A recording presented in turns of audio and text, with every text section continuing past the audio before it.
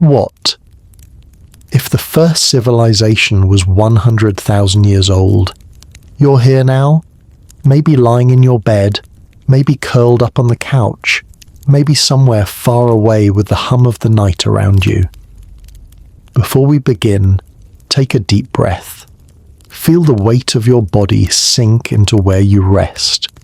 Let your shoulders drop, unclench your jaw, and let the day slowly drift away. You're safe here. You're warm. The world outside can wait. And as you listen, I want to know, where are you right now? Are you in a quiet room in a busy city? Somewhere out in the countryside where the wind moves through the trees? Or maybe by the ocean with the sound of waves in the background? Leave a comment and let me know, because as I speak, I'm picturing you there, listening. Now, close your eyes. If they're not already closed, and imagine this. You are standing on the edge of a vast plain. The ground beneath your feet is dry and warm, holding the heat of the sun that has been watching this land for longer than human memory can count. Far ahead, the horizon shimmers, wavering in the distance like a veil of glass suspended between you and the unknown. The air smells faintly of dust and stone, and each breath feels like it's drawing something ancient into your lungs. It is quiet, almost too quiet. There are no signs of life around you, no distant chatter of birds, no hum of insects, just the sound of the wind curling through the emptiness. And yet, as you stand here, there is a strange sensation that the silence is not empty at all, but full of something watching, waiting, remembering. Your feet shift slightly on the ground, and you realize that beneath the loose sand there is a harder surface. Smooth, cold stone. You brush away some of the dust with your shoe, revealing the faintest trace of a carved line. It runs straight in one direction, disappearing beneath the earth, and another line crosses it at an angle like the corner of a building long buried. The air changes.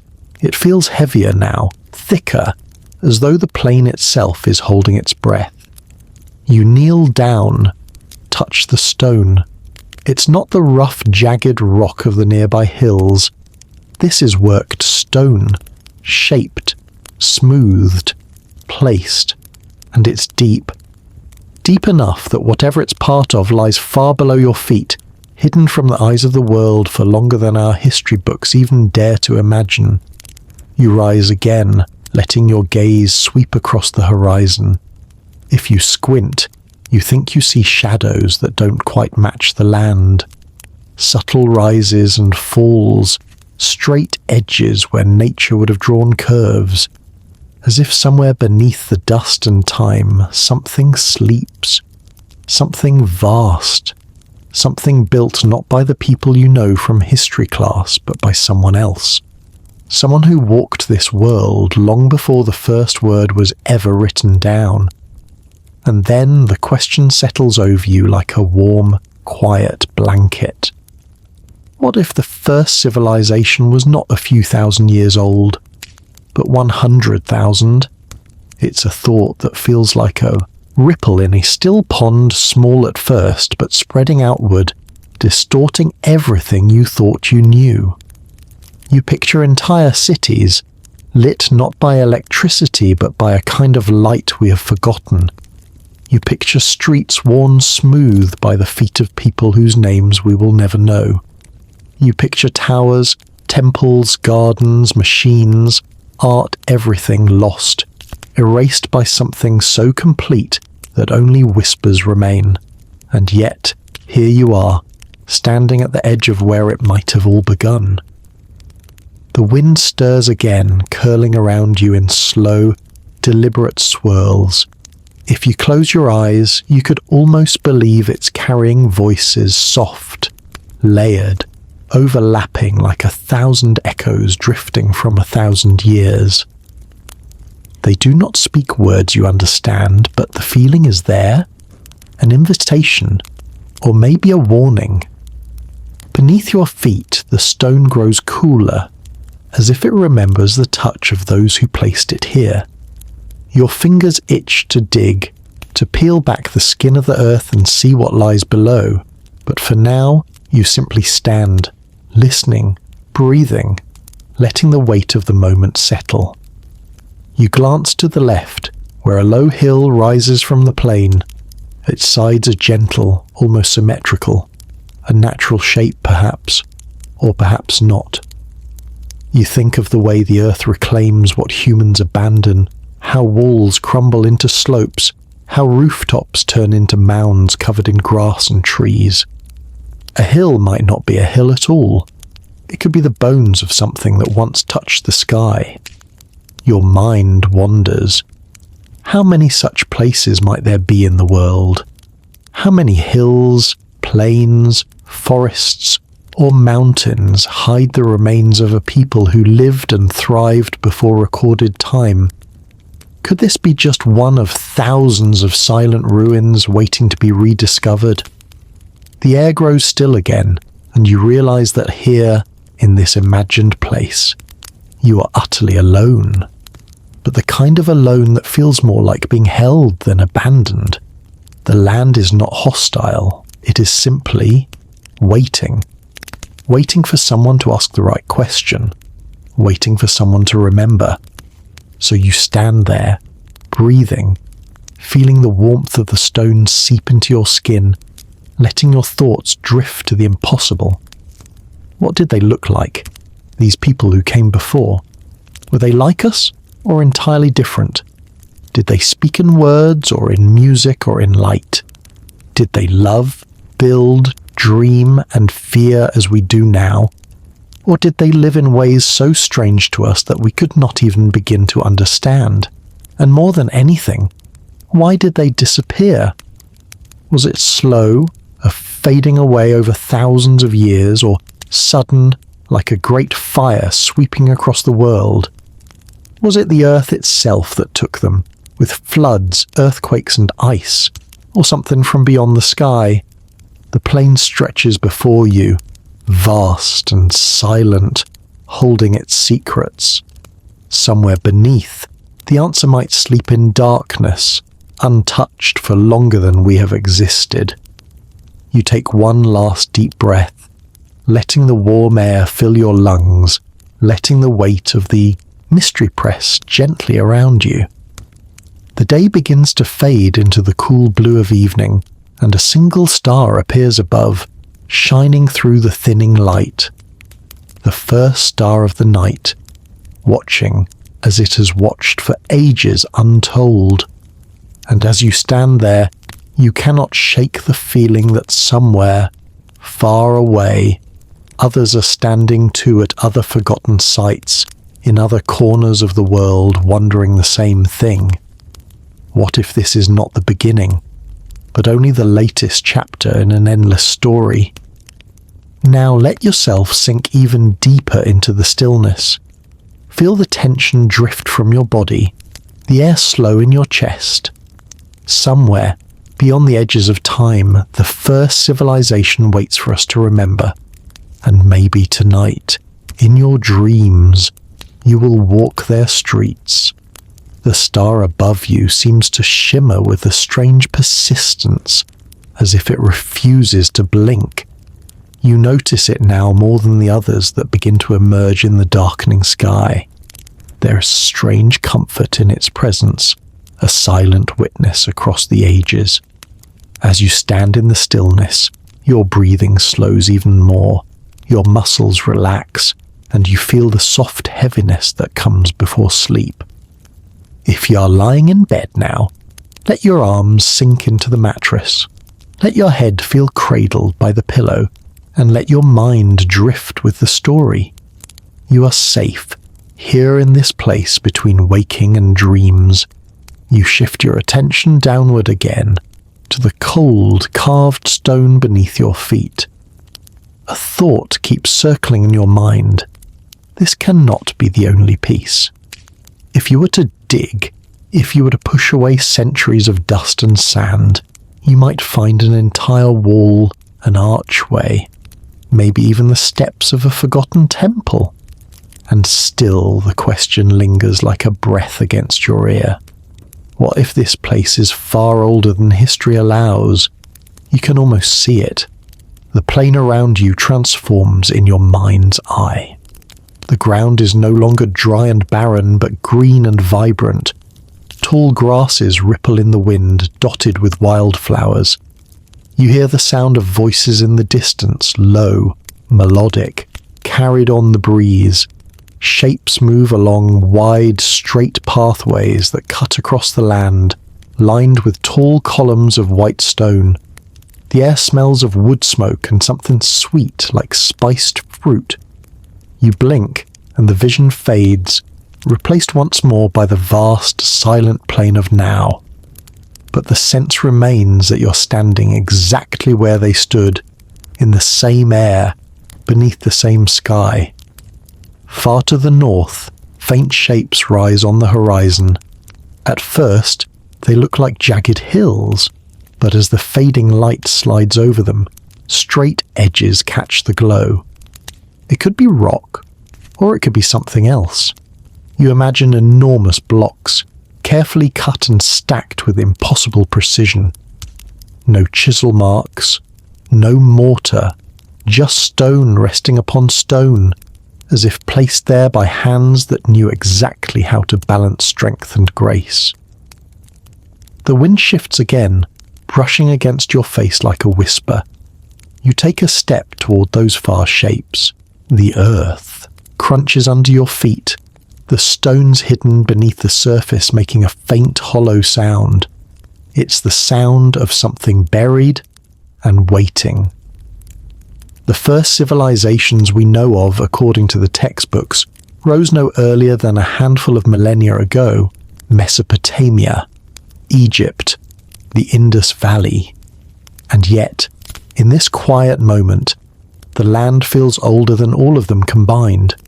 It is not the age of a few thousand years you sense, but the weight of tens of thousands. What if, before the Sumerians carved their first tablets, before the Egyptians laid their first stone at Giza, there was another people. People who had mapped the stars, built cities that glowed at night, and spoken languages that left no mark on any surviving clay or parchment. And what if, for reasons we may never truly know, they vanished, leaving behind only hints that make us doubt the timeline we've been taught? You let your gaze sweep to the south. There, low and wide, is a ridge of rock. Its top is strangely flat. If you didn't know better, you might call it a road, a causeway that once led from here to somewhere far beyond. But now it is cracked, split by roots and covered in loose earth. Nature has done its work well, hiding the traces of human hands beneath a slow, patient veil. In the quiet, you think of the ocean, not here, but far away. There are stories of stone roads beneath the waves, long lines of blocks stretching into the blue, now home to coral and fish. If a civilization had existed 100,000 years ago, how much of it would now be hidden underwater, swallowed by rising seas when the ice last melted? Perhaps entire cities are out there, shrouded in darkness and silence, their towers softened by centuries of currents. You feel the wind again, stronger this time, bringing with it a faint, strange sound, like the distant hum of voices layered upon each other. You can't tell if it's memory, imagination, or something more. For a moment you think you catch the rhythm of music in it, a drum beat, slow and steady. Then it is gone. Ahead, the ground dips into a shallow basin. The sand here is thinner, and you see more of the worked stone beneath. In places, faint patterns appear, lines carved in repeating shapes, geometric but not quite familiar. They seem to pull your eyes along them, leading deeper into the basin. You step down into it, and the air grows cooler. Shadows gather early here, even though the sun is not yet fully gone. There is a scent faint but unmistakable of earth freshly disturbed. You kneel, touch the surface, and it crumbles softly beneath your fingertips. The stone beneath is harder, unyielding, as if it has been waiting for this touch. Somewhere in the back of your mind, you think of the stories people tell when they find things they cannot explain. Ancient walls beneath forests, perfectly cut tunnels beneath mountains, tools embedded in rock that should be millions of years old. These stories are laughed at, pushed aside, but here, in this basin, with your hand on the stone, they no longer seem so impossible.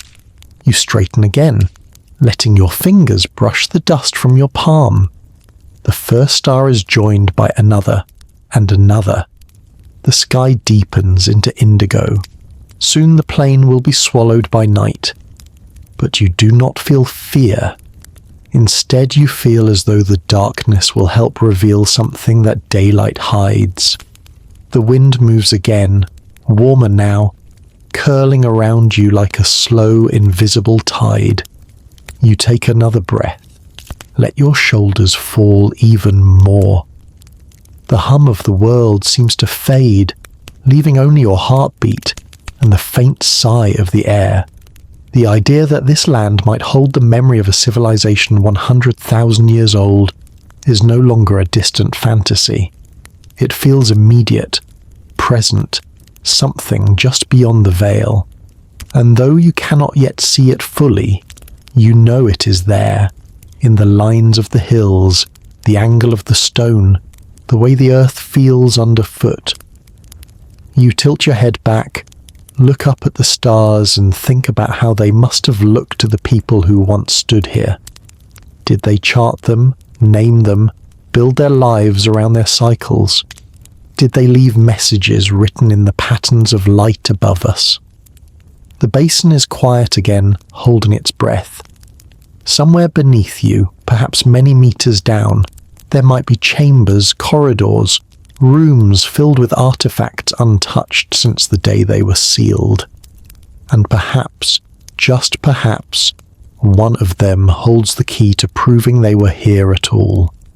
For now you stand still, breathing in the night. The question lingers, warm and heavy. What if the first civilization was not the beginning of history, but a chapter so old that history itself has forgotten how to tell it? And as the thought drifts through you, the darkness seems to deepen, wrapping around you like a cloak. You close your eyes for a moment, and the hum of the wind feels like the beginning of a story the earth is just starting to tell. At the very edge of the world, or so it feels, lies a place where land and sky meet in a slow, endless conversation. Here, the earth is vast and unbroken, stretching in all directions until the horizon blurs into a haze of light. From above, it would seem like a great, breathing ocean of stone and dust, rippling in patterns that speak of both creation and decay. The land is not truly empty, though it hides its secrets well. It has been shaped by winds older than memory, by rains that came and went long before our stories began, and perhaps by hands we no longer remember. Far to the east, a spine of mountains rises, their jagged peaks softened by the blue mist that clings to them in the early morning and the cool dusk. Between those peaks lie valleys so deep that the sun barely brushes them, places where rivers run like silver threads and the air smells of wet stone and moss. To the west, the plain falls away into low, rolling hills, too uniform in their curves, too deliberate in their alignment, as though nature had once been guided by a quiet, unseen architect. The ground itself is a mosaic of colours and textures. In some places it is the pale beige of wind-smooth sand, shifting with each breath of the breeze. In others, it is dark, compacted earth, almost metallic in its sheen, holding tiny flecks that catch the light like stars trapped in soil. And then there are the outcrop slabs of stone that rise from the ground at odd angles, some weathered into gentle slopes, others standing defiantly vertical, like the remnants of walls long since surrendered to time. From a distance, these stones might seem random, but if you walk among them, patterns begin to emerge. Certain lines point directly toward the horizon where the sun rises at the winter solstice. Others mark the path of the moon at its higher summer arc. It is easy to imagine someone, thousands or perhaps hundreds of thousands of years ago, standing here, watching those same celestial paths, carving markers into the land so they would never be forgotten. The air here has a clarity that is rare in the modern world. Sounds travel far, but they travel softly, as though the land itself is listening. A bird's cry echoes from the mountains, then fades into nothing.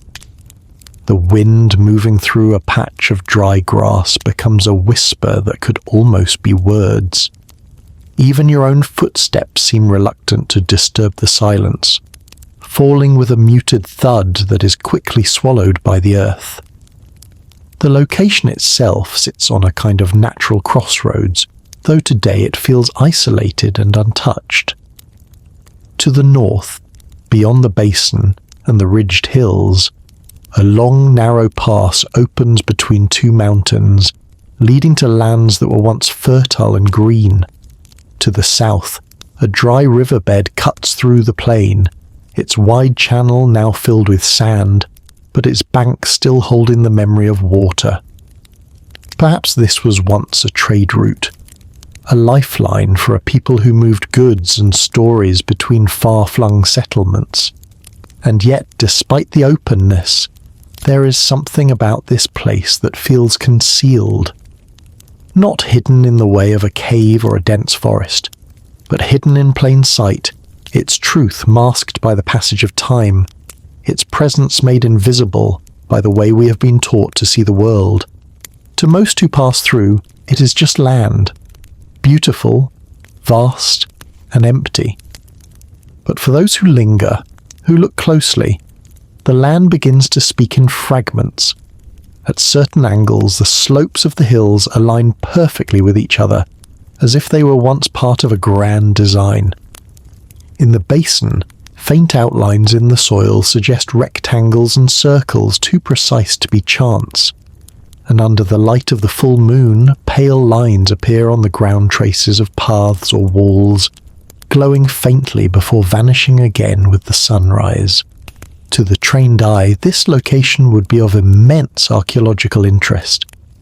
But there are no dig teams here, no marked trenches, no scaffolding or floodlights. The maps do not mark it. There are no guidebooks. It exists outside of the world's attention, as if it is waiting for the right moment or the right person to reveal itself fully. It is the kind of place that seems to resist being found. If you were to try and locate it again after leaving, you might find the landmarks changed, the distances longer or shorter than you remembered. You might follow the wrong ridge, descend into the wrong basin, and never quite arrive. Some places in the world are like that.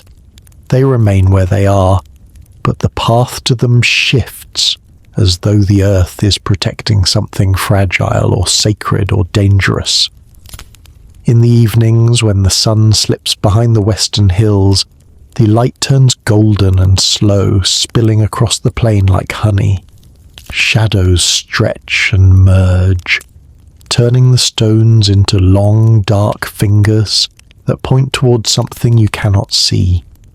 The air cools quickly, carrying the scent of dry grass and the faint metallic tang of the stone. If you were to stand in the basin at this hour, the light would catch the carved lines beneath the dust, making them gleam for just a moment long enough for you to know they are there before the night swallows them again. and when the night comes, the stars arrive in a flood. They seem larger here, closer, their light sharper than in the places where cities wash the sky with their glow. The Milky Way stretches like a river of pale fire from horizon to horizon, and the constellations feel almost unfamiliar, as though you're seeing them from a slightly different angle than anywhere else in the world. Perhaps those who lived here once used them as guides.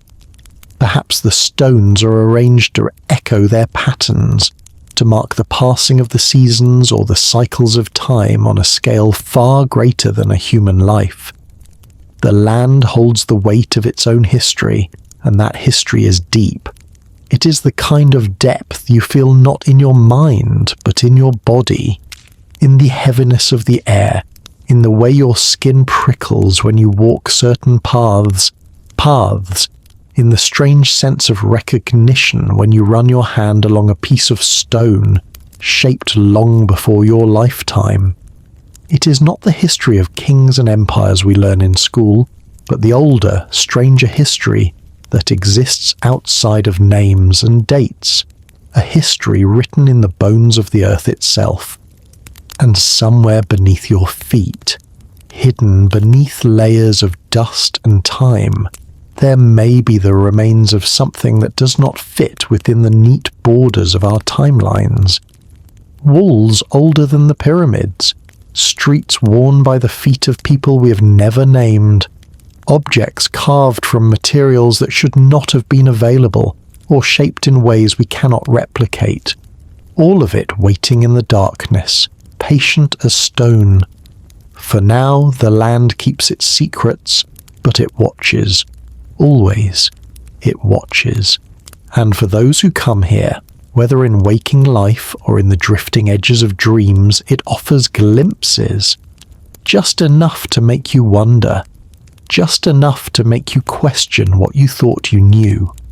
Long before your feet found this place, long before the quiet winds carried their soft echoes over the plains, a story had already been told about human history. One written in stone tablets, papyrus scrolls, and modern textbooks. It is the version most of us learn first, and it is clean, orderly, and confident. According to this account, the first complex civilizations emerged only in the last fraction of our species' existence.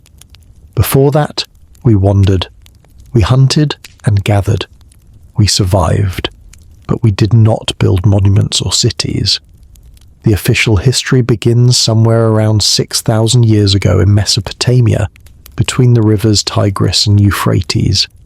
Here, the Sumerians built the first true cities we know of, Ur, Uruk, Eridu, complete with temples, granaries, walls, and intricate systems of writing.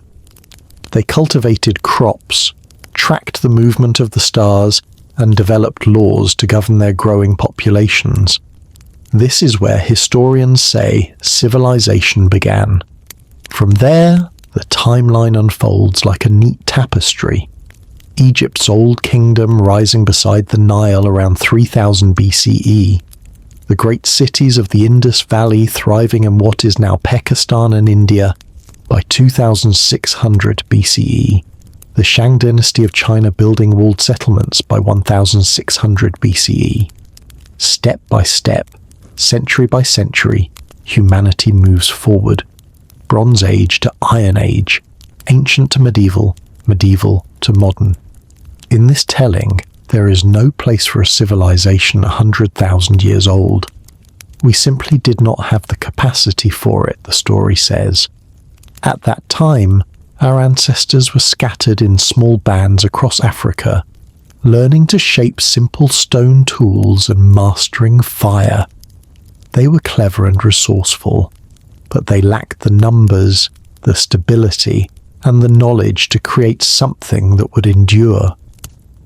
The Ice Age, which lasted until around 11,700 years ago, is often cited as the defining barrier between prehistory and history. Glaciers covered vast portions of the Earth, and the climate was unstable.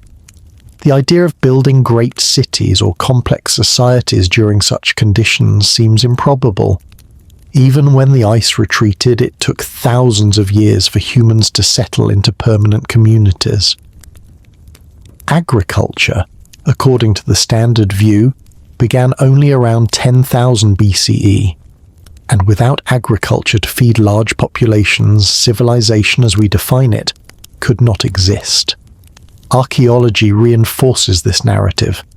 Radiocarbon dating, stratigraphy, and material culture studies all point to a slow and steady climb from nomadic life to settled towns, then to city-states, kingdoms, and empires. When older dates do appear, tools or bones buried in ancient layers, they are explained as isolated anomalies, not evidence of a coherent, advanced society. In classrooms, this timeline is presented with certainty. Our species, Homo sapiens, has existed for roughly 300,000 years, but civilization is a very recent chapter in that story. Everything before it is painted with broad strokes, primitive, survival-driven, without written language, without architecture, beyond simple shelters. The great monuments we marvel at today, the pyramids, the ziggurats, the temples of Angkor, are all the work of cultures well within the last 6,000 years. It is a reassuring narrative in many ways. It suggests progress is linear, that we are always moving forward, building on the achievements of those who came just before us. It implies that our present is the culmination of everything that has come before, that we're living at the very peak of human achievement. And it leaves little room for the possibility that there were civilizations older and perhaps more advanced than we can imagine. According to this account, a place like the one you stand in now, remote, unmarked, and bearing hints of impossible antiquity, could not be what it seems. The official history would tell you these stones are natural outcrops, shaped by wind and rain. The lines you think you see are coincidence. The strange alignments are the work of chance, not design. The patterns in the soil are the scars of erosion, not the blueprint of a buried city. If the conversation turned to myths, flood stories, tales of lost golden ages, the official view would place them in the realm of metaphor. Myths are stories we tell to explain the world, shaped by the fears and dreams of early peoples. They might be rooted in real events, but those events are scaled down to something we can measure and verify. There is no room in the scholarly consensus for a flourishing, organized civilization 100 millennia ago. Even the most open-minded historians tend to work within certain boundaries. Without physical evidence, artifacts, inscriptions, datable remains, they cannot rewrite the past. And physical evidence, they would say, does not survive well over such vast stretches of time. Stone structures might endure for tens of thousands of years, but wood, fabric, metal, and even bone decay. The further back you go, the more the record thins, until it is little more than a scatter of stone tools and fossilized fragments. So the official history remains intact, and for many it is enough. It is a story that explains the world in a way that feels grounded and logical. It ties us neatly to our past, even if that past is only a fraction of our true existence.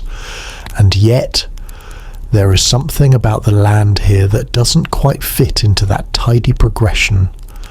Something about the way the hills form unnatural angles, the way certain stones catch the light, the way silence here feels less like emptiness and more like a pause in a story not yet finished.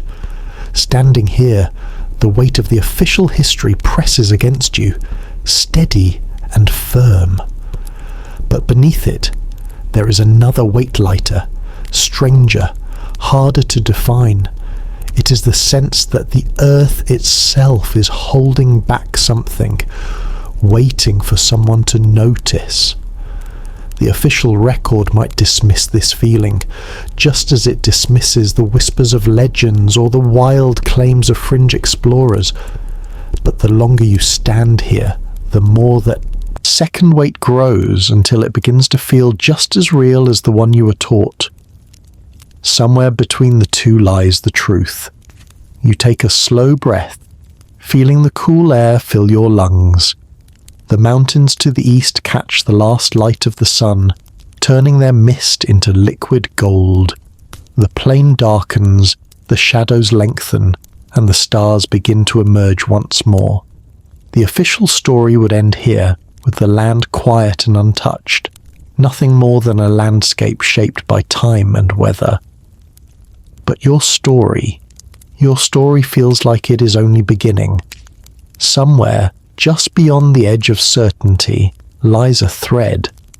If you could follow it, through soil and stone, through the ruins of memory, it might lead you to a place where the official timeline begins to fray. And from there, who knows what you might find? It always begins with something small, not a grand discovery, not a towering ruin breaking through the soil, but a detail that refuses to be ignored. Here, in this quiet place, that first crack in the story is a shard of stone, no bigger than your palm, half buried at the edge of the basin. At first glance, it looks ordinary, just another fragment among countless others scattered by time. But as you kneel and brush the dust away, the surface catches the fading light in a way that stops you. There are lines carved into it. Not random scratches, not the chaotic marks of weather, but deliberate parallel grooves, precise and evenly spaced. They form a pattern, though incomplete, as if they were once part of something larger.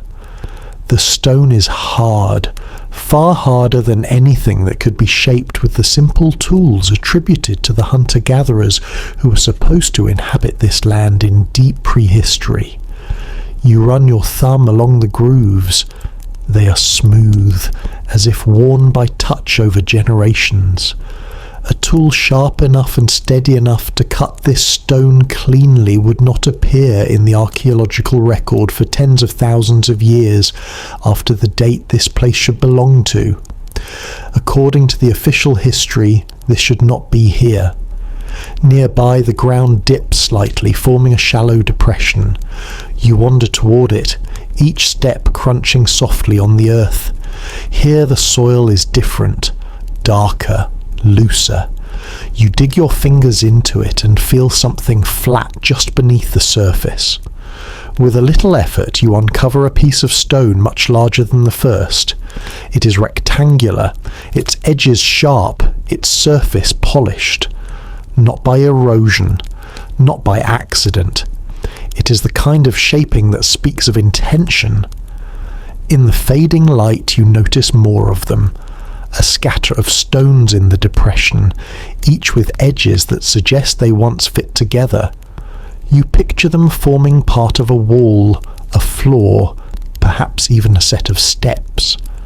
But if they belong to a structure, it must have been ancient beyond comprehension, for only these fragments remain. And then there are the alignments. You remember the way the low hills to the west form a perfect line with the rising point of the sun during the winter solstice. At the time, it seemed like coincidence. But now, as you look again, you notice something else. The rectangular stones in the depression also point in that direction. A deliberate choice, perhaps, by someone who understood the sky as well as the earth. It's not just here. You think of other stories you've heard, half whispered among those who spend their lives in the field. Tools found deep in strata that should belong to the Pleistocene era. Fossils with strange, clean cuts in their bones. Footprints pressed into ancient layers of hardened mud. Far older than humans are supposed to have walked upright here. These are the kinds of findings that don't make headlines. that quietly vanish into storage rooms and are labelled unverified or misdated.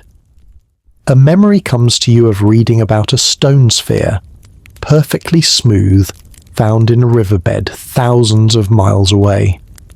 Mainstream science dismissed it as a natural formation, yet those who saw it swore it was too perfect to be anything but made. Another story told of an iron hammer encased in rock, dated to hundreds of millions of years old, an impossibility that, if true, would shatter everything we believe about human history. Here in the basin, you begin to wonder if this place might hold its own collection of such impossible things. You wander farther, scanning the ground. The dust clings to your boots, and the air grows cooler with each passing minute. Your eyes adjust to the deepening twilight, and that's when you see it. A line of stones half hidden in the slope beyond the depression. They rise in a gentle curve, following the contour of the land like the faint shadow of a wall. The stones are massive, too large to be moved easily, even with modern equipment. And yet they are here, positioned with a care that suggests more than brute force. Each one leans slightly inward, as if to bear weight from above. You run your hand along the nearest block and feel a smoothness that defies the weathering around it, as though the exposed surface is younger than the rest of the stone. The official story would argue that natural forces can create such shapes, that erosion and fracture lines can mimic human design. But standing here, you feel a certainty in your bones that this was made, not by chance, not by the blind hand of nature. You follow the curve of the wall until it disappears beneath a rise of earth. If you had tools, you could dig. You could see how far it goes, if it circles back, if it encloses something. But for now, you can only trace it with your eyes, letting your imagination fill in what lies beyond the soil. The wind rises suddenly, carrying with it a faint metallic tang. You pause, listening. Somewhere far off, a sound hums in the stillness. It could be the wind itself, or the echo of water deep underground. But in the strange quiet of this place, it feels almost like a voice. And then you see something stranger still. At the base of the hill, where the wall disappears, the earth is cut by a narrow channel. It's not deep, only a hand's breadth, but it runs straight for several meters before vanishing into shadow. The edges are sharp, the bottom flat, as though carved by a tool. You crouch and run your fingers along it. The cut is clean, precise, impossible for this soil to hold naturally over thousands of years without collapsing, unless it was once reinforced. You imagine water running through it, channeled deliberately, perhaps feeding a larger system. If so, that would mean someone here understood engineering, not just the moving of stones, but the control of flow, the shaping of the environment to suit their needs. You stand slowly, the cool night air settling around you like a cloak.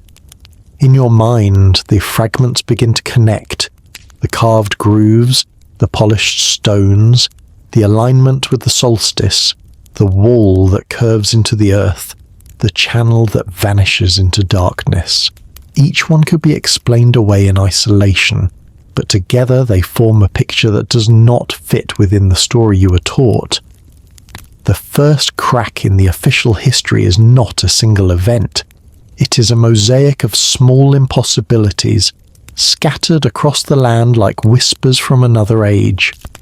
You feel them now, pressing at the edges of your mind, urging you to look deeper. And perhaps that is how the truth will come, not in one great revelation, but in the slow gathering of details until the weight of them can no longer be ignored. You take one last look at the basin, at the stones and shadows, and let the night embrace you. Somewhere beneath your feet, the first civilization might be waiting, its memory hidden in the dark, its story etched into the bones of the earth. The first cracks had been small shards, grooves, alignments that could be explained away with enough determination. But what lay ahead could not be so easily dismissed. These were not hints. These were contradictions so large, so immovable, they stood like silent challenges to everything the official story claimed. It begins when you follow the curve of the wall further than before, picking your way across uneven ground in the dim light. The night has deepened, but the stars above are so bright they paint the land in silver. Your eyes adjust, and you realize that the wall is only the beginning.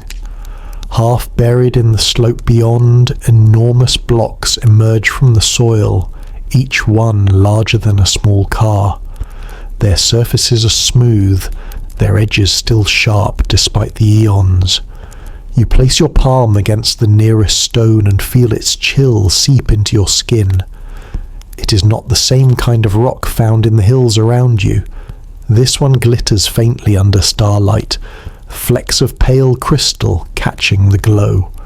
You know enough about stone to understand what that means.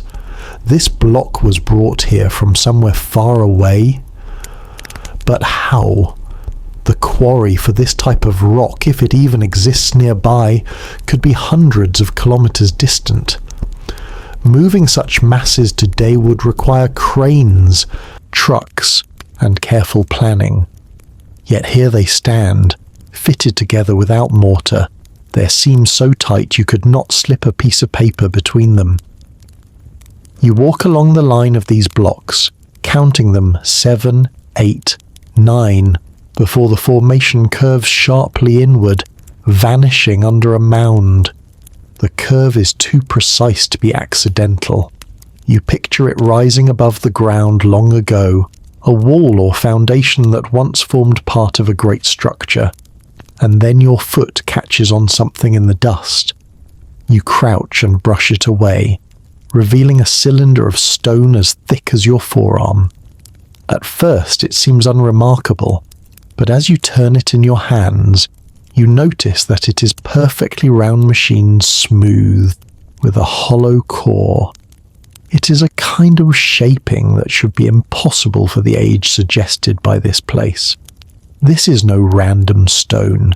It is a component, a piece of something larger, perhaps a column, perhaps part of a mechanism. But if it belonged to a machine, the implications are staggering. You set the cylinder down carefully and move on. The mound ahead draws your attention, its slope unnaturally even, its surface broken only by scattered stones. You run your hand along one of them and feel faint ridges, parallel lines that curve slightly, as though following the contour of something once carved. They are weathered now, nearly erased, but not enough to hide the fact that they were intentional. The ground at the base of the mound is softer here. You press your foot down, and the soil gives way slightly under your weight. It feels hollow beneath. A chamber, perhaps, or a tunnel. You kneel and listen, pressing your ear to the earth. For a moment, you hear nothing but your own heartbeat. Then faint, so faint you almost think you imagine it, a sound like the distant drip of water. The stars overhead seem to shift as you stand again, their light now illuminating a path you hadn't noticed before. A narrow corridor between two ridges. You follow it, your steps slow, your breath steady. Halfway through, you stop. In the wall of the ridge to your left there is an opening. Not a natural cave, but a precise rectangular cut. The edges are straight, the corners clean. It is the kind of geometry that nature rarely makes on her own.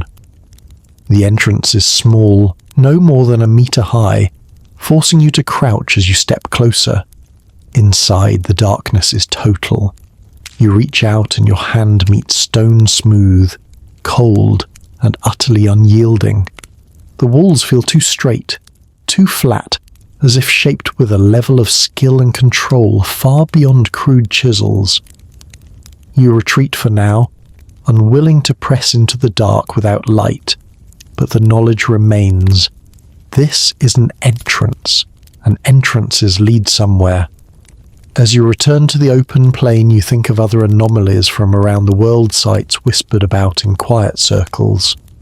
Blocks at Baalbek weighing over 1,000 tons, quarried and moved in ways modern engineers cannot fully replicate. Stone terraces in the Andes carved with such precision that their joints seem fused, as though the rock had been softened before shaping. Pyramids in places where pyramids shouldn't exist, buried in jungles, hidden under hills, eroded almost to nothing. The same patterns appear here. Scale, precision, and choice of materials that defy the limitations of the people we are told lived during deep prehistory. These are not random arrangements. They are signs of advanced engineering, signs of knowledge we have not yet recovered. The wind rises again, curling around the blocks and mounds, whistling softly through cracks you cannot see. The sound is eerie, but not unfriendly. More like a reminder that you are not the first to stand here and wonder. You wander back toward the basin and notice something you missed before. A scatter of smaller stones, each with a strange sheen. You pick one up and turn it over in your hand. It is not just polished, it is fused. The surface has a glass-like quality, as if it had been exposed to intense heat. But there is no sign of burning here, no ash, no scorch marks on the surrounding stones. Whatever caused this heat must have been controlled, deliberate. Could this have been part of their construction method? Some way to melt and mould stone as easily as clay? The thought is almost too much to hold, but the evidence is in your palm, catching the starlight. You place the stone back where you found it, suddenly aware of the weight of this place, not just in the physical sense, but in the sense of history pressing in from all sides. These are not relics of a people fumbling towards civilization. These are the remnants of mastery, the fingerprints of a culture that knew the land, the sky, and the materials of the earth in ways we have long since forgotten. The official history would demand proof, documentation, replication of methods. But here in the silence, the proof feels tangible. It is in the way the blocks stand after unimaginable years, in the way the seams hold without mortar, in the way the earth itself seems shaped to fit their design. You step back, letting the vision form in your mind. Walls rising from the plain, channels carrying water through gardens, towers aligned to the stars, light spilling from sources we no longer understand. And then, as quickly as it came, the vision fades, leaving only the ruins, half buried, half forgotten, but still here. The anomalies are no longer whispers, they are declarations standing in the open, daring anyone to explain them away. And as you stand there beneath the ancient sky, you realize this is the moment when curiosity turns into something more. This is the moment when you can no longer accept the neat lines of the official story without question. Because here, in the quiet, the impossible feels not only possible, it feels inevitable. In every land, no matter how remote, the earth holds stories in the voices of those who have lived upon it. The stones may speak in silence, but the people give them words. Here, in the quiet shadow of the basin and its ancient walls, the voices of the present still carry echoes of the past. It begins with a fire, not here, not now, but in your mind's vision of this place many years ago. You see a small group of people gathered beneath a canopy of stars, their faces lit by the flicker of flames. The night is cool, the wind gentle, and the scent of burning cedar drifts through the air. An elder sits at the center, his eyes clouded with age but sharp with memory. In his voice is the weight of generations. They came before the world was as it is now, he says, his gaze fixed on the fire. Before the mountains were worn down by the winds, before the rivers carved their beds, they built from stone so the earth would remember them when we had forgotten. The younger ones listen quietly. This is not the first time they have heard the story, but each telling is a little different, as if the past itself shifts with the flames. The elder speaks of the builders, a people who lived in an age when the air was warmer and the stars were brighter. They knew the language of the sky and could speak to the earth so that it would give up its treasures willingly. They made the mountains bend, he continues, and the stones grow soft beneath their hands. They walked from here to the sea without losing sight of their cities. And then the sky broke. This is the part of the story that always comes like a shiver. The younger ones draw their blankets tighter around their shoulders. The elder's voice drops to a whisper. The sky broke, and the waters rose. The rivers became seas, the seas became new lands, and the mountains swallowed the valleys. The builders went away. Some say they died. Others say they became the wind, moving unseen across the world. The fire crackles, sending sparks upward. Their work remains, the elder says, gesturing to the darkness beyond the camp, where the shapes of the hills loom like sleeping beasts, hidden, waiting for the ones who remember. Here in the present you stand in that same darkness, looking toward those same shapes. The wind moves through the grass, and you can almost imagine it carrying words, not in a language you understand, but in a rhythm that feels like a song. Local guides sometimes speak of strange places in the plain. They say the hills are hollow, that at night you can hear the sound of drums from beneath the earth. Others claim that during the longest days of the year, shadows fall in patterns across the land, marking places where the builders left treasures or warnings. There are other stories too, tales of wanderers who came to this place seeking knowledge and left with madness, of farmers who unearthed stones carved with symbols no one could read, of lights that move along the horizon without sound or source. One man, a shepherd whose family has tended flocks here for generations, once told an explorer, "The land remembers more than we do. It will show you what it wants you to see, but only if you listen without asking too much." When pressed, he would not explain further. He simply smiled, the kind of smile that hides more than it reveals, and went back to tending his sheep. In the town closest to the plain, a cluster of low, sun-bleached buildings several days' walk away, children play a game where they draw shapes in the dust, copying patterns that have no obvious meaning. When asked where they learned them, they say their grandparents taught them, and their grandparents before that. No one knows what the shapes mean anymore, but they are always drawn the same way. Spirals that turn into lines, lines that form perfect circles. And then there is the old song, sung in a language few now understand. It speaks of a city made of white stone that shines even in darkness, a city where the air is always warm and the rivers run sweet. It speaks of a great gate that opens only when the stars are in their oldest place, and of the sound of bells that ring from deep beneath the ground. The melody is slow and low, meant to be sung at night when the world is quiet. Those who know it say it brings dreams of walking down wide, sunlit streets that no longer exist. These stories, these fragments of memory are dismissed by historians as folklore.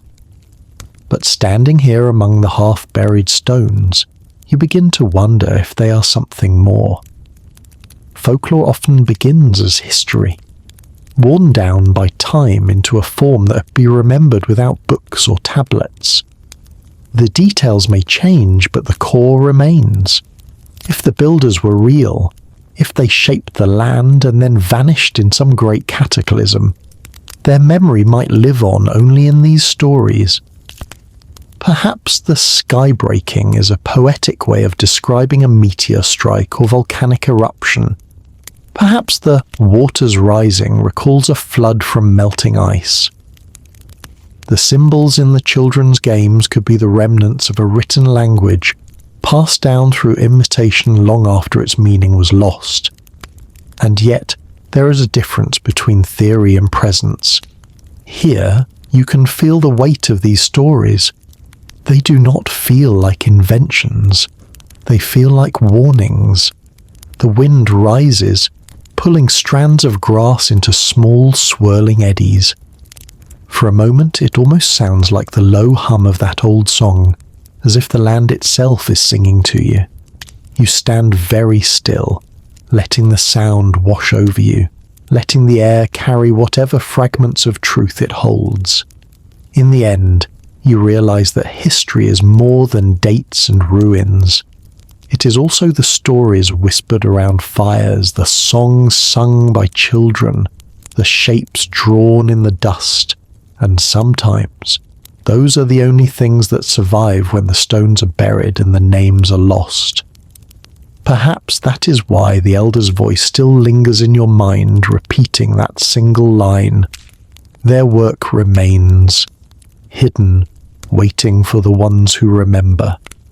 You take a slow, deep breath, letting the air settle in your chest, letting your eyes wander once more over the hills and stones.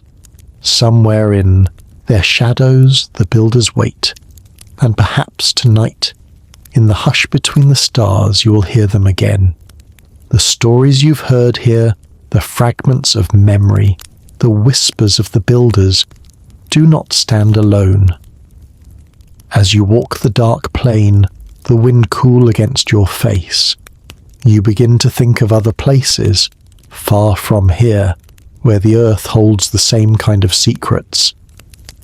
Thousands of miles away, on another continent, there is a mountain crowned with terraces of stone so precise the joints are invisible to the naked eye.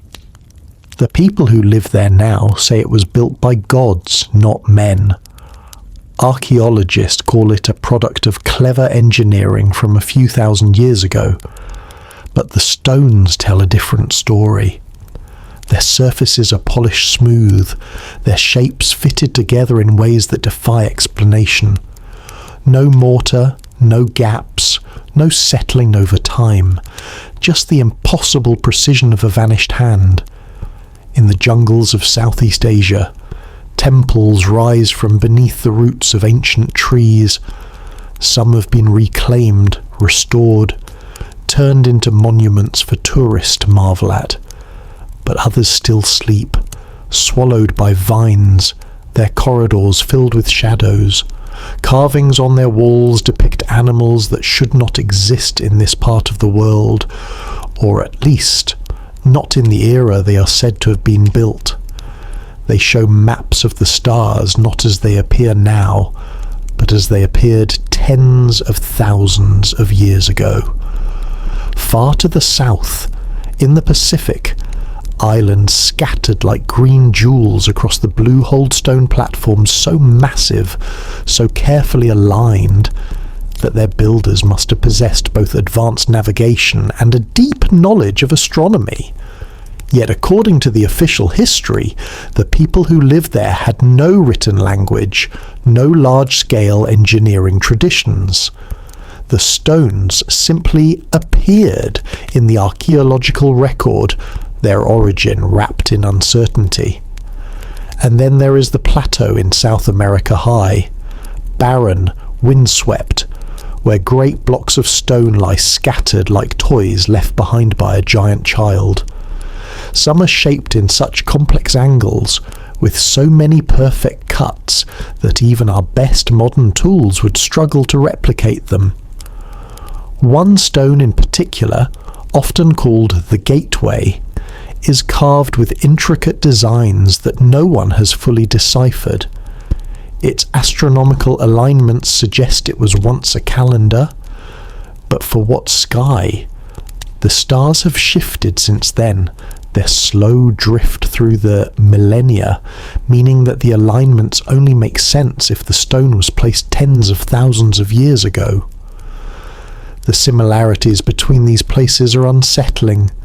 Massive stones, precision carving, astronomical alignment, legends of a vanished people who came before.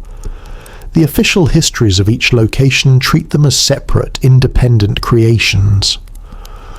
But standing here, with the memory of the elder's story in your mind and the cool stones beneath your fingertips, you can't help but wonder, what if they were connected?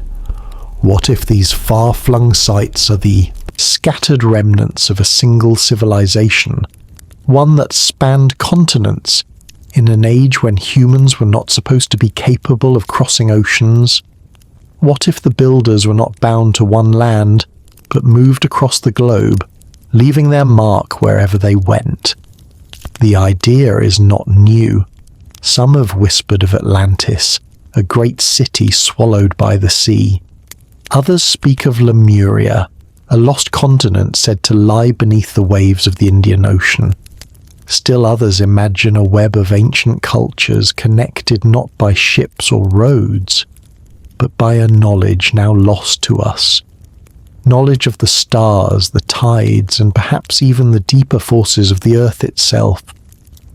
You think again of the polished cylinder you found here, of the fused stone, of the channel cut into the earth, and you picture similar fragments waiting in other lands, buried beneath sand or ice or jungle. If you could gather them all, perhaps they would form a whole like pieces of a great machine scattered after some unimaginable disaster. In the deserts of the Middle East, certain ruins have walls built from blocks of differing sizes, interlocked in ways that make them resistant to earthquakes. The same technique appears in the Andes thousands of miles away. Coincidence, the textbooks say, independent invention. But the patterns are too specific, too exact. It is as if the same set of blueprints was followed in places separated by entire oceans. Even in the far north, where ice holds the land in its grip for most of the year, there are stories of structures now hidden beneath the glaciers. Satellite images have revealed shapes, rectangles, circles that do not fit the randomness of nature. The official explanation is natural formations, yet the locals tell of a time when the land was warmer, when people walked there and built in stone. Could all of these be the work of the same culture? Or perhaps different cultures taught by the same elusive teachers? The builders, known by many names across many lands, might have been wanderers, seafarers, or something stranger still. You stand on the plain and imagine it, not as it is now, but as it might have been. The air is warmer, the rivers run deep, the hills are not hills but towers and walls. You see ships with sails like wings crossing the horizon, their crews speaking in a language you do not know but somehow understand. In your mind, these ships visit lands that will one day be continents apart, carrying knowledge of how to cut stone, how to read the stars, how to make the earth itself part of the design. And then the vision fades, leaving only the night and the silence. The parallels between the sites are real enough to make you wonder, and perhaps that is all the builders ever wanted, to leave enough behind for someone somewhere to connect the dots. Perhaps they knew they could not survive forever, that their cities would crumble, that the sea would rise, that ice would return.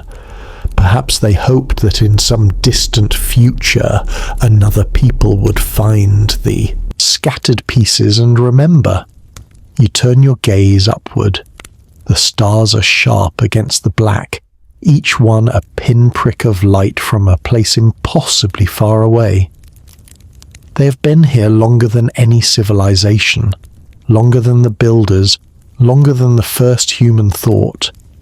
And yet, they may have been the one constant connection between all those ancient sites, all those forgotten cities. The same sky above the Andes, above the Pacific, above the jungles and deserts and frozen wastes. The same sky above you now. If these scattered ruins are truly connected, then they are more than mere curiosities. They are markers on a map that stretches across the world and deep into time, a map we have only begun to trace. The wind moves softly over the plain, carrying with it a scent you can't quite name, something earthy, something faintly metallic. You close your eyes and imagine it is the same wind that once moved through the streets of cities now buried or drowned. The same wind that carried the voices of the builders from one shore to another. And in that moment you feel it again. That weight, that sense of presence, the knowledge that this place is not alone, that it is part of something vast, something that once wrapped the whole world in its embrace. Perhaps the builders never truly left. Perhaps their work is still here, in the stones and the stories, in the shapes of the land and the paths of the stars, waiting for us to learn how to read them again. Shall I move forward into section 9, where we begin to explore the theories, both mainstream and speculative, about who the builders might have been and how they achieved what they did? The idea that a civilization could exist 100,000 years ago challenges everything we think we know. It pushes against the boundaries of science, history, and archaeology, inviting questions that have no easy answers. As you stand on this ancient plain, feeling the cool wind wrap around you like a whisper from the past, you begin to wonder about the possibilities. Who were these builders? How did they shape the land and sky with such precision? And perhaps most intriguingly, what happened to them? Mainstream scholars tend to answer these questions cautiously. They point to the current evidence, which shows gradual development from small bands of hunter-gatherers to settled agricultural communities. The tools and remains found in archaeological sites fit within known timelines. The rise of writing, monumental architecture, and complex societies happened over thousands of years, not tens of thousands. They emphasize that extraordinary claims require extraordinary evidence. Without direct, verifiable proof of a civilization that predates known history by such a vast margin, the idea remains speculative. Many anomalies can be explained by natural processes, later cultural additions, or errors in dating. To the academic world, the builders are a hypothesis waiting for solid confirmation. But alternative theories persist, offering fascinating and sometimes unsettling possibilities.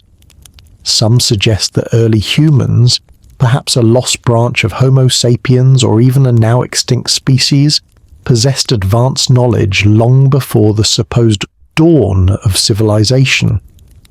These early people might have developed technologies that were lost due to cataclysms, massive floods, ice ages, or cosmic events that wiped out entire populations and buried their achievements beneath layers of earth and myth. Others propose that the builders could have been influenced or even guided by extraterrestrial visitors. Ancient astronaut theories argue that certain constructions and artifacts are too advanced for their time and bear signatures of knowledge beyond human capability. They point to the precision of stonework, The astronomical alignments and the sudden appearance of advanced skills in multiple, disconnected cultures as evidence that our ancestors might have received help from beings who travelled the stars. While these ideas sit at the edge of mainstream acceptance, they have captured the imagination of many. They raise questions about the origins of human knowledge and the possibility that history is more cyclical than linear. Perhaps civilizations rise, fall, and rise again, each time building on the shadows of the past, only to lose the memory once more.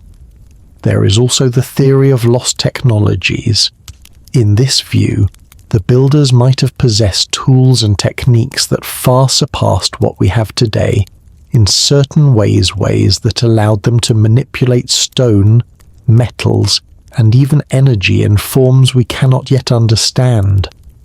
Some researchers speculate about ancient energy sources, advanced metallurgy, or even early forms of machinery that could explain the impossible construction feats found around the world. The evidence for such theories is often fragmentary, contested, and veiled in mystery. For every expert who dismisses these ideas, there's another who calls for open minds and more research. For every artifact dismissed as natural, there is one that sparks debate and wonder. The builders remain elusive, more a question than an answer. And then there is the human element, the stories, the myths, and the cultural memories that hint at a lost golden age. These are often written off as fanciful tales, but when they align with physical anomalies, they gain weight. The legends of sky people, of great floods, of sunken cities, and of ancient knowledge preserved in secret traditions suggest that the builders left traces beyond stone and earth traces in the collective memory of humanity. Some suggest that this knowledge was deliberately hidden or suppressed, that academic institutions and governments, wary of the implications, have chosen to marginalize findings that contradict the accepted timeline. The reasons are many: political control, fear of upheaval in cultural beliefs, or simple resistance to paradigm shifts. Whether true or not, the idea of suppression adds another layer to the mystery, one that invites curiosity and skepticism in equal measure.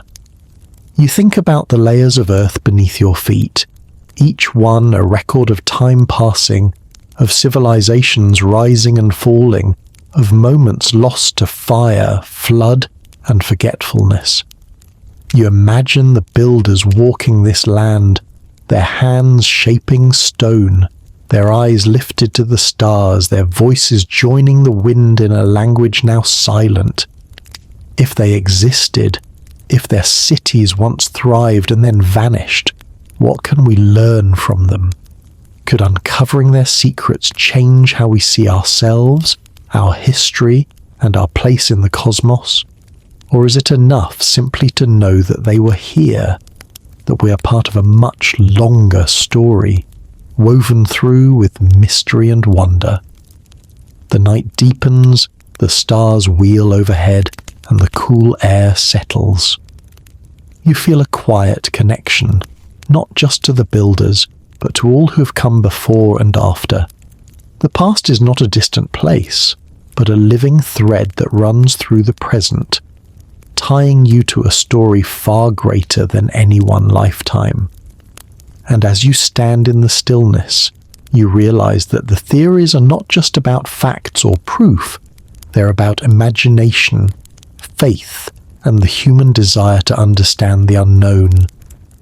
The builders may remain hidden, but their shadow stretches across time, inviting us to look closer, to question, and to dream. Would you like me to continue with section 10, where we explore the idea of suppression, the quiet forces that might keep these secrets buried, and what controversies have emerged over time? As the night deepens and the stars wheel overhead, you begin to sense another layer beneath the stillness, the subtle, almost invisible forces that guard the past, keeping its secrets locked away. History, it seems, is not just shaped by what we discover, but also by what we're allowed to see. Somewhere between the soft earth and the flickering stars, there are stories hidden not only by time but by human hands. It is a quiet suppression, not always loud or overt, but a gentle closing of doors, a shifting of focus, a gentle dismissal. When explorers uncover artifacts that challenge the accepted timeline, their findings sometimes vanish into dusty archives, locked away from public eyes. Researchers who push the boundaries can find themselves facing academic skepticism, funding cuts, or worse, the quiet erasure of their work. The idea that knowledge might be suppressed is not new. Throughout history, powerful institutions have often controlled the flow of information, shaping narratives to maintain authority or cultural cohesion. There are countless stories of discoveries buried beneath layers of bureaucracy, evidence labelled as anomalies to be ignored, or interpretations rewritten to fit comfortable timelines. The very act of questioning the mainstream version of history can be met with resistance, as if to protect a fragile framework that supports our understanding of ourselves. Consider the many explorers and archaeologists who, over the decades, have reported strange finds tools in impossible strata, ruins predating known civilizations, or inscriptions carved in languages that have no known origin. Often, these accounts are met with polite dismissal or outright denial. Some have been accused of sensationalism, while others find their reputations quietly undermined. In some cases, political motives play a part. Governments and cultural institutions may prefer to maintain a certain narrative, one that supports national pride, economic interests, or social order. A civilization older than we admit could rewrite stories of identity and ownership, shaking foundations far beyond academic circles. The control of history, therefore, becomes a form of power. Whispers of cover-ups have long circulated. There are rumours of artifacts shipped off to secret collections, reports of excavation sites abruptly closed, and manuscripts that disappear after raising uncomfortable questions. Some conspiracy theories claim that governments worldwide collaborate to hide evidence of ancient advanced civilizations, fearing the chaos such revelations might unleash. Whether these claims are true or exaggerated, they reveal a human desire to protect the known world from the unsettling unknown. It's easier to believe in a linear progressive history than to face a tangled, cyclical past filled with mysteries that challenge our place in the grand story. Still, the suppressed knowledge leaves traces, fragments of truth slipping through cracks. Private researchers and independent explorers continue to uncover anomalies and collect stories. Satellite imagery sometimes reveals unexplained structures beneath forests or deserts. New technologies like LiDAR uncover hidden cities obscured by vegetation. Yet, official recognition remains elusive. You think about the quiet hills around you, about the stones that have stood longer than memory, and about the people who first placed them here. If their story is so ancient, so profound, why would it be hidden? Perhaps because it demands a radical rethinking of everything. Because it reminds us that we're not the first to dream, build, and fall.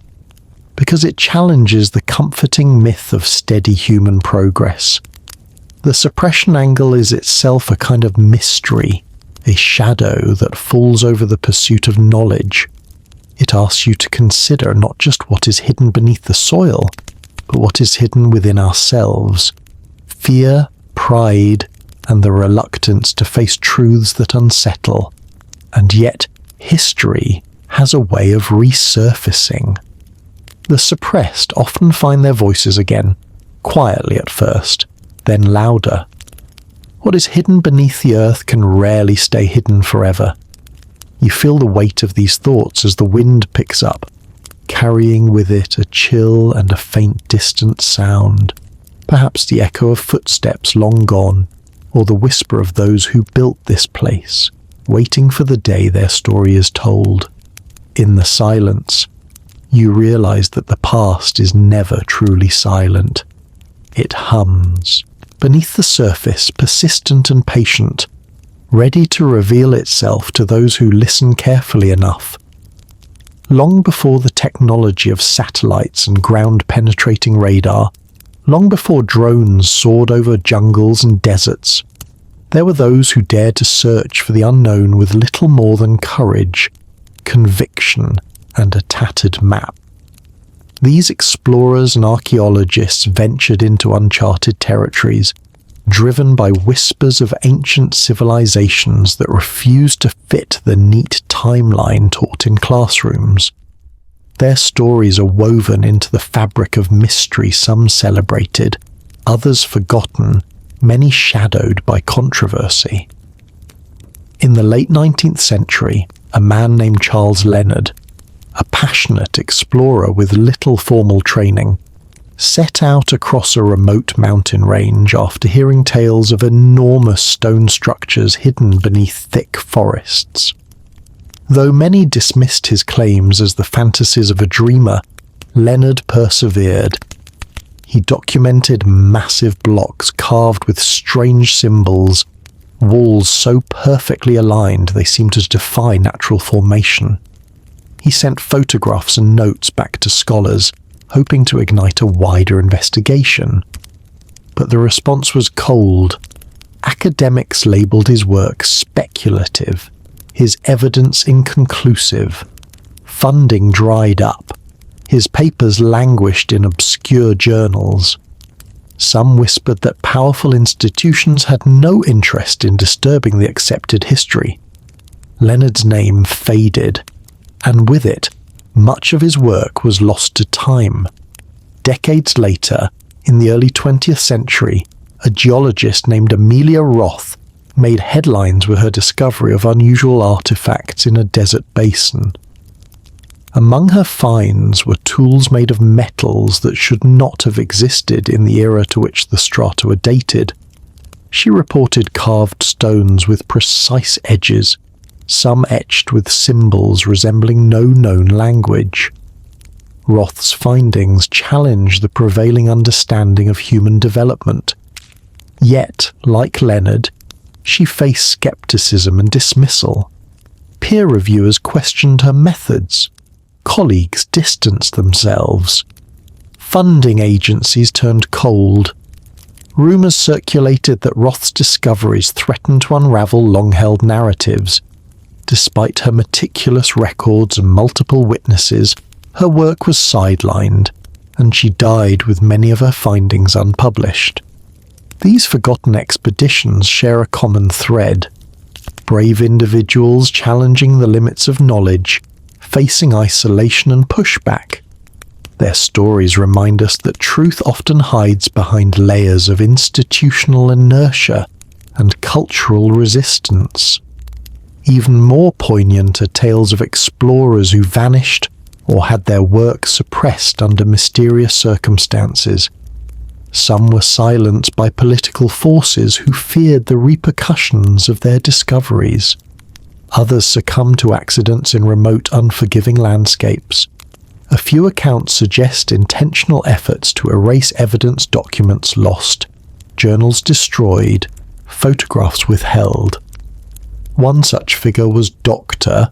Marcus Leighton, an archaeologist who claimed to have uncovered a vast underground complex beneath a remote plateau. Leighton's reports hinted at technology and artistry far beyond what should have been possible in prehistory. Shortly after publishing preliminary findings, Leighton disappeared during a solo expedition. His camp was found abandoned and his notes were missing. No official investigation ever resolved the mystery. These stories fuel speculation about a hidden history, a narrative suppressed not just by disbelief, but by deliberate effort to control what the world knows. The tension between curiosity and authority, between discovery and denial, shapes much of the modern mystery surrounding ancient civilizations older than history itself. Despite these challenges, the legacy of these early explorers persists in quiet ways. Their photographs, sketches, and notes, often tucked away in forgotten archives, occasionally resurface. Modern researchers sometimes stumble upon their work, sparking renewed interest and debate. With today's technology, new investigations have begun in places once explored by these pioneers. LIDAR scans have revealed buried cities in jungles where Leonard once trekked. Metallurgical analyses confirm anomalies Roth reported decades ago. Though much remains uncertain, the contributions of these early adventurers have laid important groundwork for today's search. As you stand here on this ancient plain, beneath a sky unchanged since the builders may have looked up, you feel the weight of these forgotten journeys. They are part of the same mystery, the same quest to peace, together a story that time and silence have tried to bury. The explorers, with their hope and perseverance, remind us that knowledge is never static. It grows through challenge and question, through patience and courage, and perhaps one day their work will help unlock the secrets hidden beneath the soil, bringing the builders back into the light. In the quiet moments just before dawn, when the world holds its breath between night and day, the landscape around you seems to pulse with hidden life. You stand once again on the ancient plain, feeling the cool earth beneath your feet, sensing the weight of centuries folded into the soil. Yet, unlike those early explorers who had only their eyes and hands to guide them, today we have tools that see beyond the surface. Technology that can peer beneath layers of dirt, vegetation, and time itself. The modern age has brought remarkable advances in how we explore the past. Satellites orbiting high above the Earth capture images with such precision that they reveal anomalies invisible from the ground.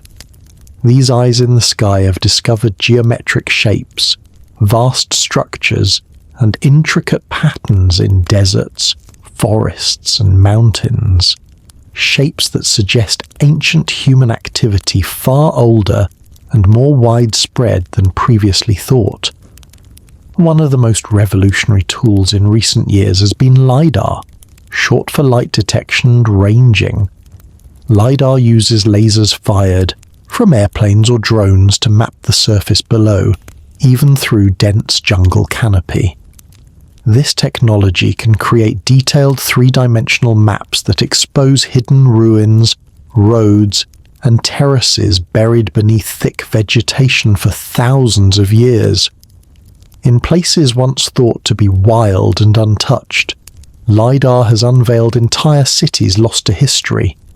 Vast networks of stone streets, pyramids, and ceremonial centers have emerged, challenging the idea that complex societies arose only in a handful of places. Some of these sites bear uncanny similarities to the patterns you've seen here: the precise cutting of stone, the alignment with celestial events, the scale and sophistication of the constructions. Ground-penetrating radar adds another layer of insight, sending radio waves into the Earth and measuring their reflections to detect subsurface structures. When combined with LIDAR and satellite imagery, it creates a multi-dimensional picture of what lies hidden below. Excavations guided by these technologies often uncover walls, foundations, and artifacts without the need for destructive digging, preserving the integrity of the site while expanding our understanding. Despite these breakthroughs, many findings remain controversial or unconfirmed. Some are dismissed by the mainstream as natural formations or misinterpretations of data. Others are kept from public knowledge due to bureaucratic secrecy or competing academic interests. Yet, the growing body of evidence points to something remarkable, that beneath the Earth's surface lies a palimpsest of human history, far richer and older than the textbooks admit. In the region you stand, recent satellite surveys have revealed strange geometric patterns, rectangles and circles arranged in alignments that mirror those of known ancient astronomical observatories.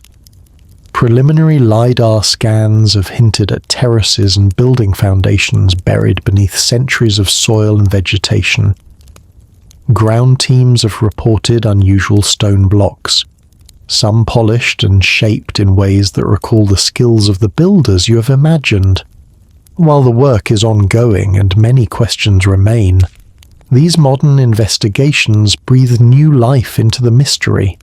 They confirm that the landscape itself holds secrets not easily erased, waiting patiently for those equipped to see beyond the surface.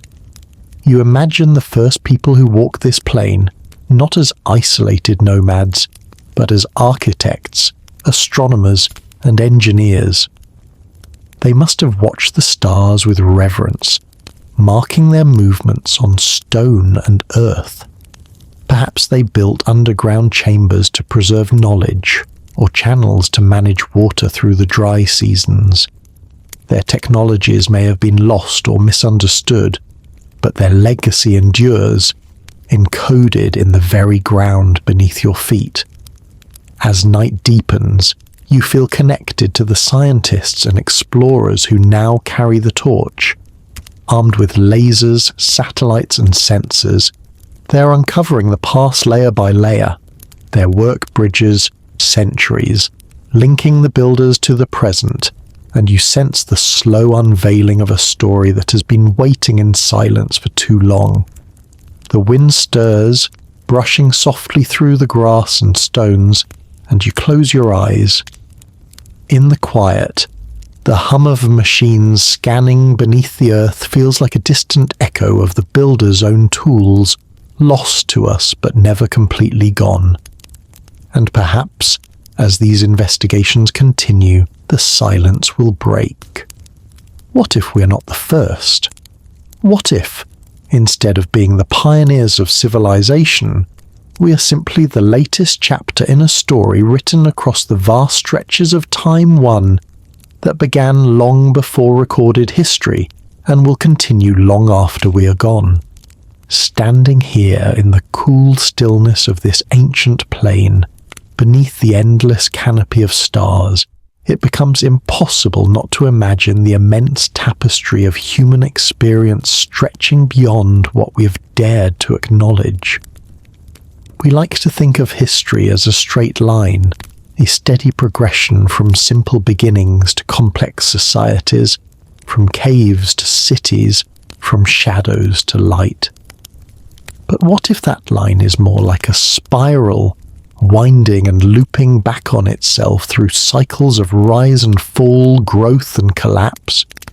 What if civilizations have come and gone like tides, each leaving behind whispers and ruins, faint footprints that echo through time? In this vast timeline, the builders who once shaped this land may have been among the very first to harness knowledge of the stars, stone and sky. Their cities might have stretched across continents, their technologies unknown to us, their languages lost. And yet, like us, they faced the same uncertainties, the same fears and the same dreams. Imagine a world where ancient peoples built great monuments aligned with celestial events, not out of simple superstition, but as part of a deep understanding of the cosmos. Their knowledge may have allowed them to navigate seas, manipulate materials, and mark time in ways that we have only begun to rediscover. What happened to them? Perhaps a cataclysm, flood, fire, ice, or cosmic event swept their cities away, erasing their names but not their work. And then came others, survivors or new arrivals, who rebuilt from the ashes, unaware of the full legacy beneath their feet. With each cycle, memory faded, stories transformed into myth, technologies lost or misunderstood. Each new civilization, like ours, thought of itself as the beginning. But what if beneath the surface, beneath the dust and soil, the foundations of those first cities remain? What if their wisdom still pulses faintly in the land, waiting for us to listen, to see beyond the veil of time? We find ourselves at a crossroads, a moment when ancient mysteries and modern technology meet, when curiosity stirs a yearning to know not just who we are, but who came before us. It is a humbling thought, to realize that our own achievements may be but echoes of a deeper, older story, and yet it is also inspiring. To stand here on this plane that has witnessed eons is to feel connected to countless generations. The builders and their successors are part of the same human thread that runs through all time. Their rise and fall, their triumphs and losses, remind us that civilization is fragile and enduring all at once. What if understanding this cycle changes how we see ourselves?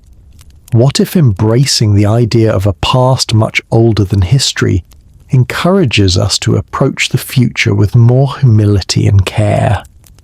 If we are not the first, perhaps we carry the responsibility to learn from the shadows of those who came before, to listen, to respect, and to preserve. You breathe in the night air, heavy with the weight of stars and stories. You feel the vastness of time folding around you, the slow turning of ages like the turning of pages in an endless book. This is a story without a clear beginning or end, a story that invites you to be part of its unfolding.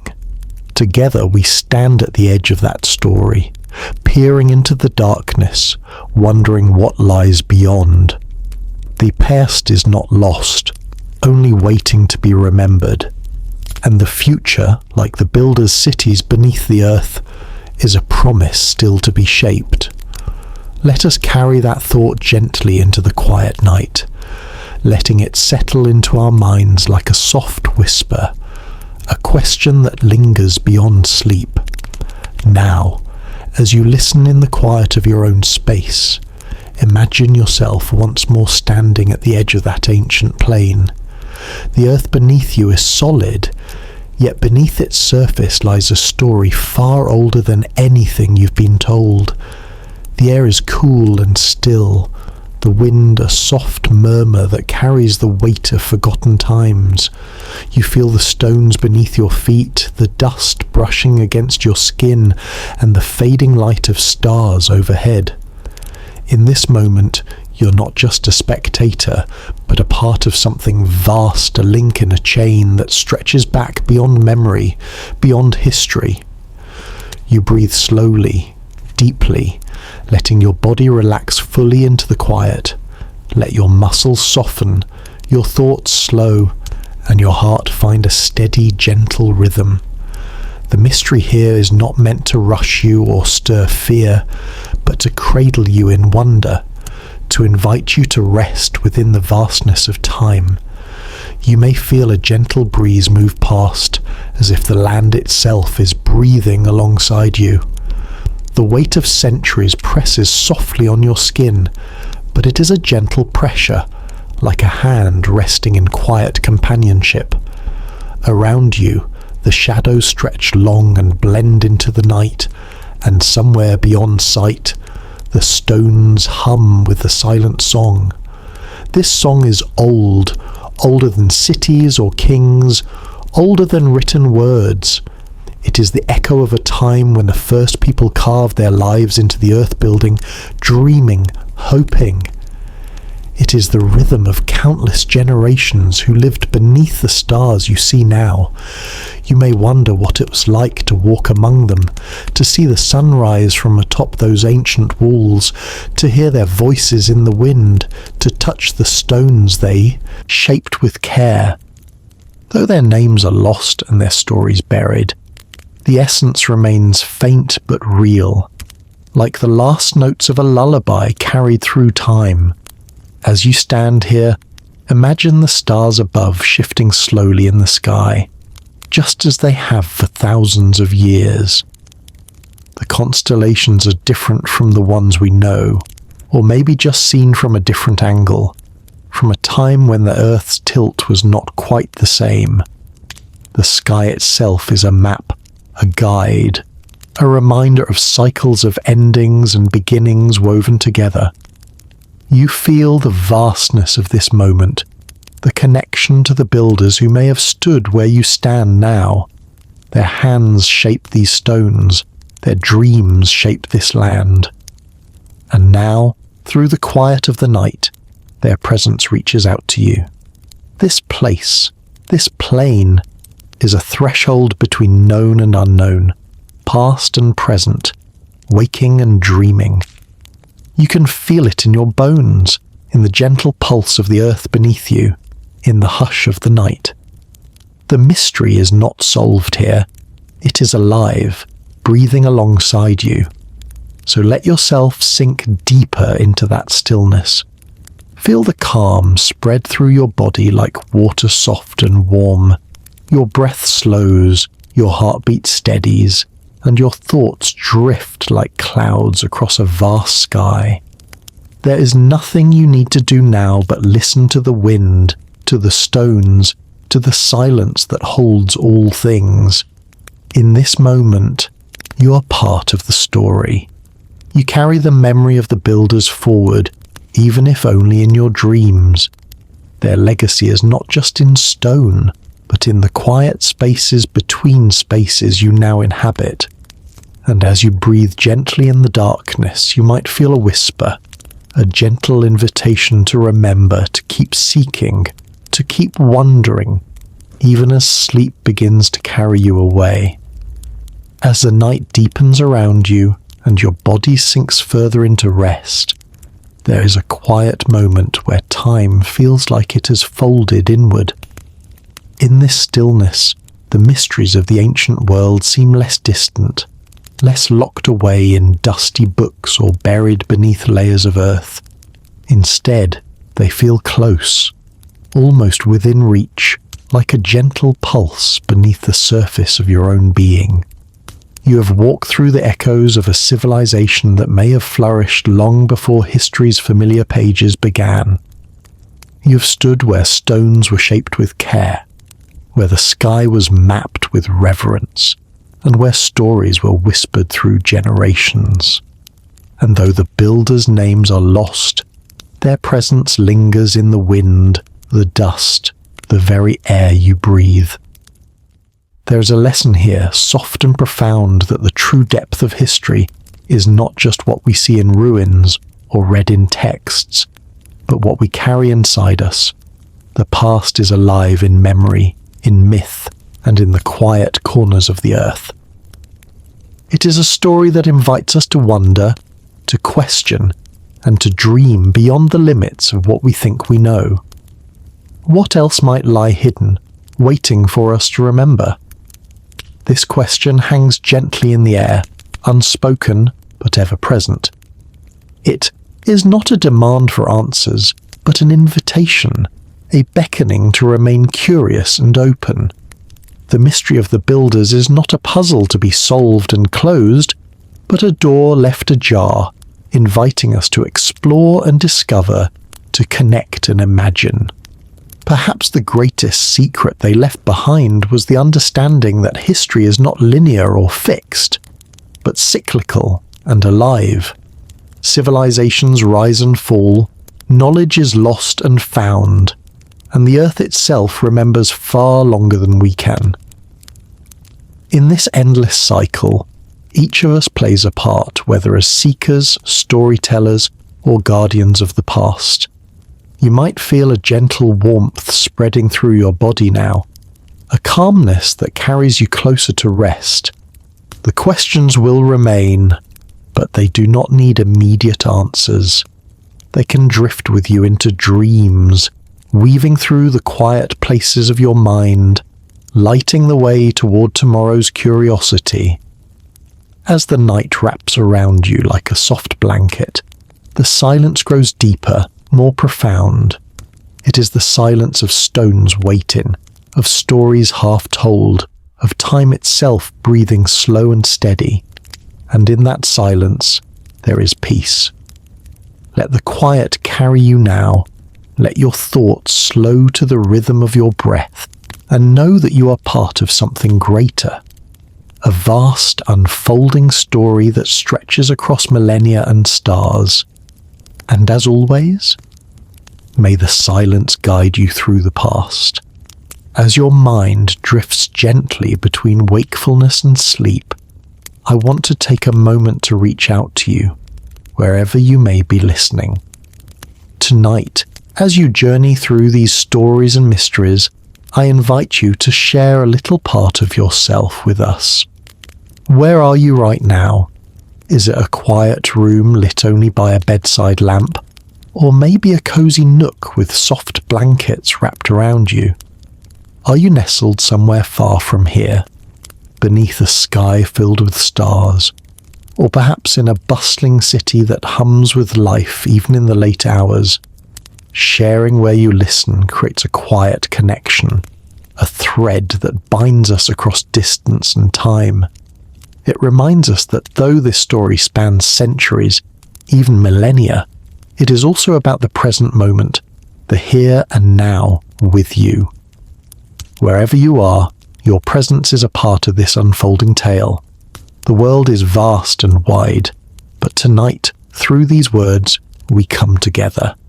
In the quiet of night, voices merge in a shared experience, a collective meditation on the mysteries that shape us all.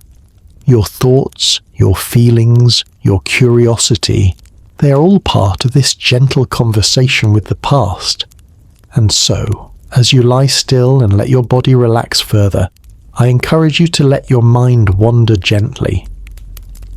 Imagine the vastness of the ancient plain we spoke of, the stones waiting beneath the earth, the stars spinning slowly above. Picture yourself walking among those lost cities, breathing the same air as the builders, feeling the slow passage of time beneath your feet. There is comfort in knowing that you're not alone in your wonder, not alone in your questions. Somewhere, out there, others are listening to, wondering, dreaming, resting. The silence between us is filled with shared thoughts, unspoken but deeply felt. Tonight, as you prepare to drift off to sleep, take a moment to acknowledge this quiet community of listeners. Maybe you'll leave a note or a comment to say where you are, what you feel, or what the story has stirred in you. And if you do, know that your words will be met with warmth and care. This is more than a story. It is a space for connection, reflection, and peace. It is a place where mysteries are embraced, where silence is honored, and where curiosity never fades. So, where are you listening from tonight? Wherever it is, thank you for being here. Thank you for allowing the silence to guide you, for opening your heart to the whispers of the past. And as always, may the silence guide you through the past. As your eyes grow heavier and your breath slows, let the quiet words settle gently over you, like a soft mist drifting through an ancient forest, brushing past leaves and stones, carrying with it the weight of forgotten ages. This story, woven from echoes of the past, has brought us together tonight on a journey through time and mystery. It has invited you to stand beside the builders, to feel the cool stone beneath your hands, to listen for the silent songs of a civilization that may have lived 100,000 years ago. And now, as the tale reaches its close, it leaves behind a lingering thought, a quiet invitation to carry forward the wonder, the questions, and the gentle awe that has accompanied you through this night. This story does not end here, because the past is never truly finished. It breathes in the stones, hums in the stars, and whispers in the silence between words. The builders, though unseen and unheard in the present, remain part of the Earth's pulse. Their legacy is a gift of mystery, a puzzle for the curious and the patient. And so, as the darkness embraces you and sleep beckons softly, remember this: the silence you feel is not empty, it is full. Full of stories waiting to be told, full of truths waiting to be uncovered, full of memories waiting to awaken. May you carry the calm of this silence with you through dreams, through waking moments, through the endless unfolding of time. May it guide you gently as a lantern in the night, illuminating the hidden paths beneath the surface of the world and within yourself. And as always, may the silence guide you through the past. As the story softly comes to a close, allow yourself to remain wrapped in the stillness that surrounds you, the gentle hush of night that feels like a warm embrace, a quiet sanctuary where time slows and the past whispers its secrets just beneath the surface. Here, in this moment between wakefulness and sleep, the mysteries we have explored settle gently like falling leaves, resting on the earth of your mind, ready to be carried into dreams. The plain beneath your feet, the one we imagined together, lies, silent once more, its stones bathed in the silver light of stars that have watched over it for ages beyond counting. The wind stirs quietly, weaving through grasses and forgotten walls, carrying the faintest echoes of lives long past, voices speaking in a language older than words. You are part of this unfolding story, a keeper of these echoes. The builders, those ancient hands that shape the stone and sky, are no longer just shadows on the edge of memory, but companions on this journey through time.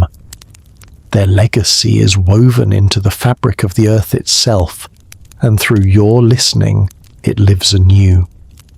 As you drift deeper toward rest, know that the questions raised here are gifts, gentle invitations to explore the unknown with an open heart. What else lies buried beneath the dust and silence, waiting for us to find it?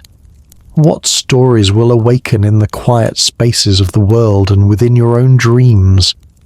This story, like all stories, does not truly end, it flows onward, like the stars tracing arcs across the night sky, like the slow turning of seasons, like the endless cycles of human curiosity and wonder. If you have journeyed here with me tonight, I am grateful. Thank you for lending your time, your mind, and your spirit to this shared voyage into the ancient and the unknown. Your presence keeps the silence alive, turning mystery into meditation, history into harmony. If you enjoyed this story, and you want to continue exploring mysteries like this, places where history blurs into myth, where stone and star align, where quiet wonders wait, please subscribe to the channel. Together, we will keep walking these hidden paths, listening to the whispers of the past, and discovering the stories that time forgot to tell. Let me know where you're listening from tonight. Your words create a circle of connection that spans the globe, weaving us all into the same quiet conversation beneath the stars. And as always, may the silence guide you through the past.